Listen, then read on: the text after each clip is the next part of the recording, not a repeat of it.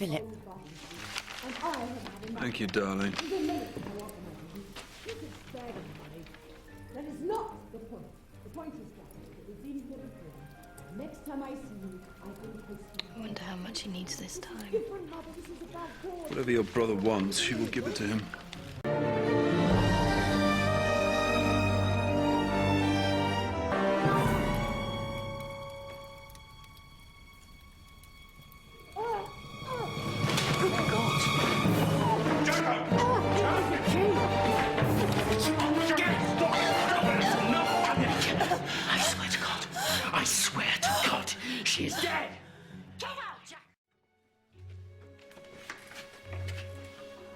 Ah, Kirsten. Have you, seen Mary? Your wife will be down at the lodge, Mr. Durrant. Right. Maybe you should go to her. I think I'll just have a little drink first.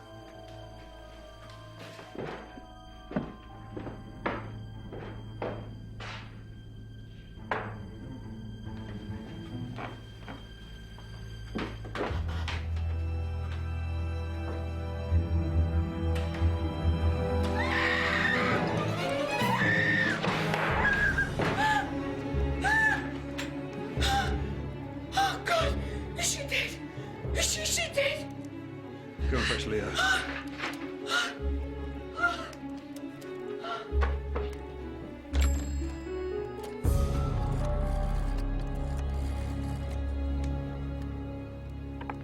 Hello? What number, sir? Only the police.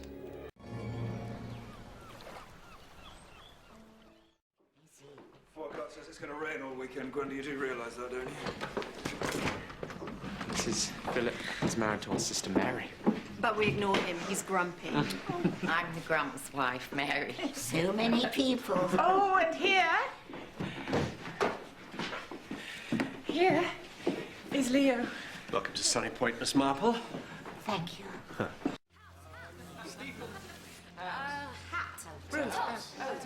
Picking up, jotting down.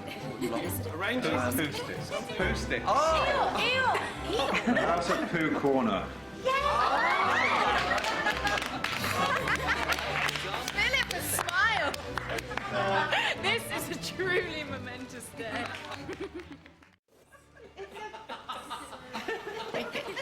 Don't do the whole thing, Gwen. You're just making a hole in the carpet. The maid's just left the room, Mickey. Can we concentrate on Gwenda? A bird. She do? A spare. A ghost story? Oh, turn up the screw! Yes! What's that? Well, let the poor man in! I thought it was a ghost. How did he get here? How did he make it here on a night like this? Poor man. Who are you? Oh, thank you. Oh, I'm so sorry. I'm very, very wet. Oh, very sorry. Is Mr. Argyle, Mr. Leo Argyle, in the house? Yeah? My name is Arthur Calgary, and I'm here to tell you. Here. Oh, thank you. Thank you very much. You're a very kind and thoughtful lady. Yes. I'm here to tell you that there is no possible way that your son, Jacko, committed that murder, sir. He's innocent. And I can prove it.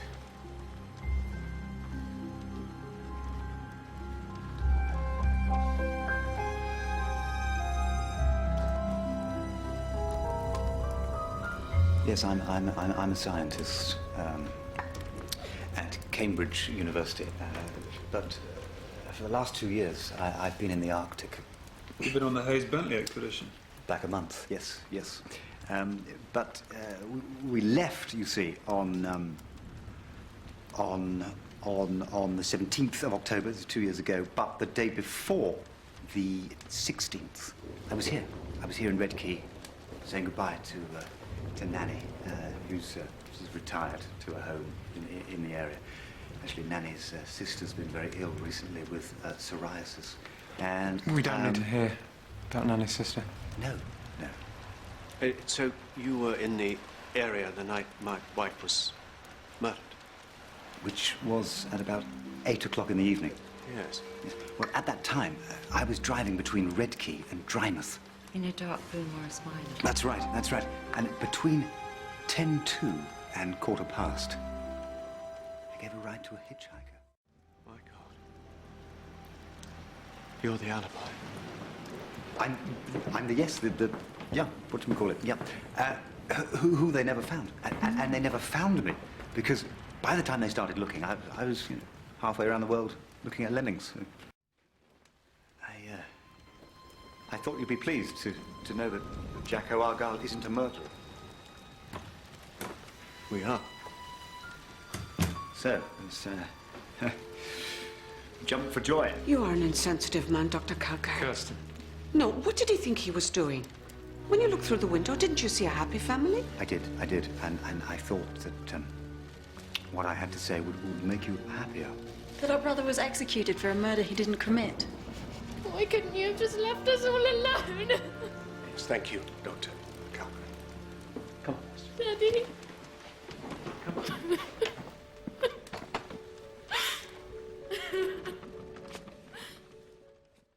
And her husband, the pilot. He's a bag of badness, I tell you. Rachel never liked him. And she was right. Why is he in a wheelchair? Polio. 18 months ago.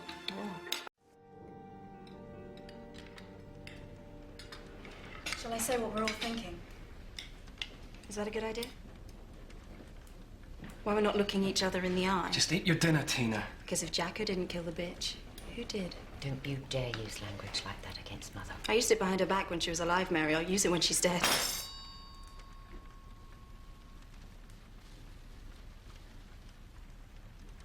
Apologize. That's what everyone's thinking, Daddy. Tina! I think that we should maybe talk about all this when the shock has worn off, don't you? Why not? Let's all talk about the weather, shall we, Gwenda?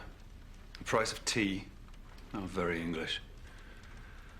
I'm sorry, sir, but Tina is right. If Jacko didn't murder Rachel, then which one of your children did? Well, it was a burglary. Surely. Like Jacko always said. I think we should leave any speculation to the police, don't you? Police? Yes, the police. And it won't just be Jacko's movements that night they'll be investigating. It will be all of us. Well, I'm going to say it was a burglary. Well, they'll accept that. Last time we just told them it was Jacko and they accepted that straight away. I don't think we're dealing with Sherlock Holmes here. I will not have this talk. Yes, sir. Sorry, Dad. Sorry, Daddy. Sorry, Daddy. If you'll excuse us.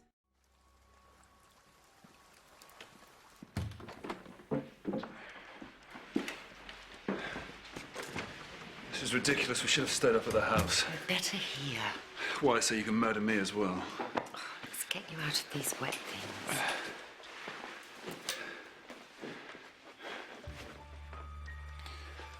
You have ice in your heart, Mary. You're capable of murder. I've always known that about you. Don't be silly. Especially the murder of her. I loved my mother. Well, when the police arrive tomorrow, you better get your story straight, my girl. Just remember exactly what you told them the first time.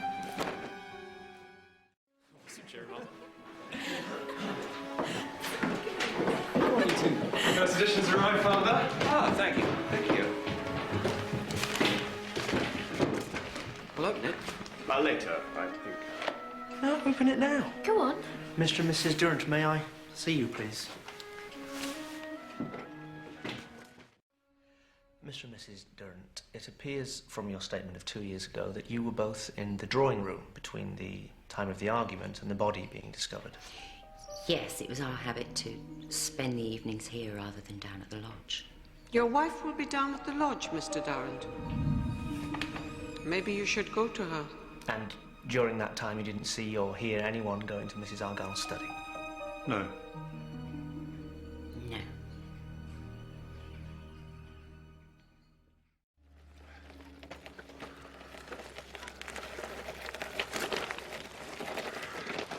Hester? Hers? How was London, Bob?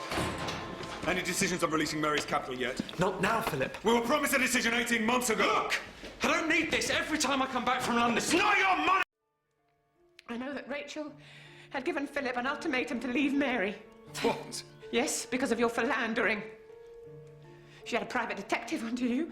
Oh, this is preposterous. You see, this family's full of secrets. But I know things that will incriminate the killer. I really do. I'm in Rachel's rooms, remember? I found things. Night, Mickey. You going down to the police station? They said to go in the morning.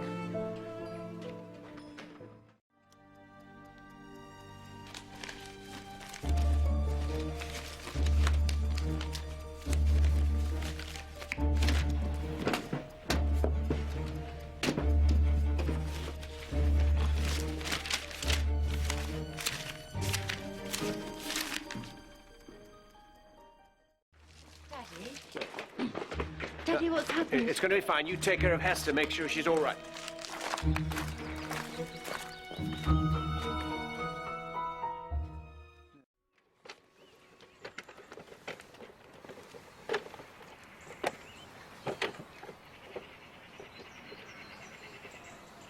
How are you? Go away, Philip. Just being nice. You're never nice. I think we may have a problem. I think they might be onto us.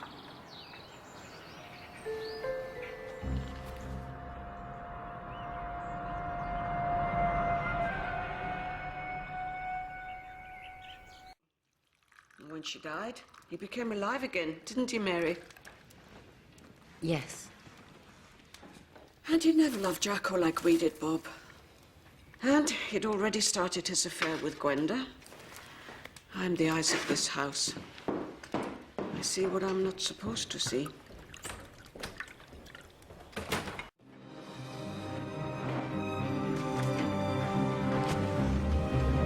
Going to London, Bobby, on a Sunday. Don't you think your father might need you today? You're not my keeper, Philip. Listen, John. According to my calculations, Mary's share of the trust should be $250,000. Now, I know we have asked for 20 grand to buy a house, but I think we should have all of it now, and we should stop being treated like children! Know the conditions of the trust, Philip. You are entitled to half. Yes, but when, Bob?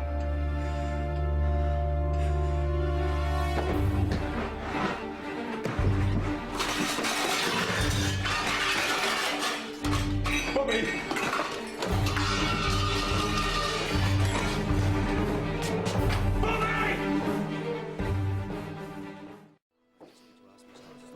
Just let her rest a moment, John. Ask her questions and she will understand. It seems that despite their differences, the twins, Bobby and Jacko, were more alike than anybody realized. It always struck me as odd that Bobby was as parsimonious with the trust as Rachel had been, that since she died he had barely parted with a penny. But I think Bobby had been living under great stress. Yes. Well, one of the partners of Marshall's was arrested this morning for fraud and embezzlement, and, well, it seems that he and Bobby had their fingers in the honeypot, so to speak. Bobby used Rachel's trust for financial scams on a much larger scale than Jacko ever got involved in. The authorities had been closing in on his corruption for the last 2 years. Which means that Rachel, as a trustee, would have had knowledge of Bobby's criminal activities shortly before she died. Bobby's always been as generous as he could with us. Yes. I mean, he was paying for this whole wedding. With money he didn't have. Yes, it seems that for the last 2 years, he'd been trying to keep one step ahead of financial ruin, robbing Peter to pay Paul. And I think the love he put into the wedding was a last attempt to keep the good times with Sunny Point. And Besides, he wasn't the only person who benefited from Rachel's death that night, was he, Mr. Durrant? Whose secrets were kept safe?